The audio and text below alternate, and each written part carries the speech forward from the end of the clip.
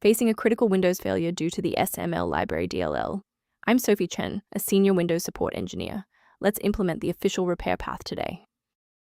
To start the walkthrough for Sml library, you can follow my technical guide or use a utility designed to optimize your system configuration.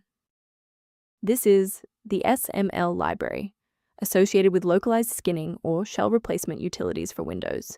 It manages the UI hooks for system-level controls. Because it modifies the Windows shell, it is a high-risk file for malware infection. If missing, the third-party UI modification will fail to apply or will crash. Now that the background is clear, let's walk through the actual installation steps.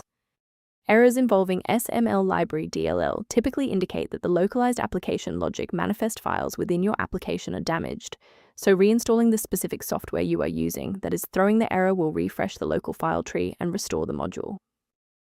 If you are still encountering the error after following the official setup, it's time to investigate the underlying system architecture. A full system restart ensures that no background processes are currently locking the Sml library file. A fresh boot allows Windows to reinitialize its library map from a clean state. Take a second to bookmark this page, or hit the like button before restarting. That way, you can easily resume this guide once your system has finished rebooting. Following the restart, if the diagnostic status remains unchanged, please execute the commands in Step 3. If you need to pause the video to review the syntax, please do. Rebooting didn't reconnect the runtime links, so let's go into the control panel and refresh the library files.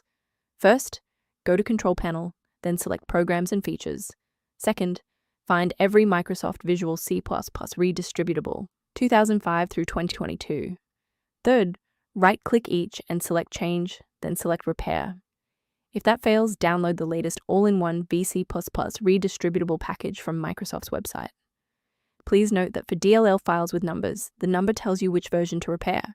For example, 120 equals 2013. As we finalize the restoration, it's important to observe standard security protocols regarding system files.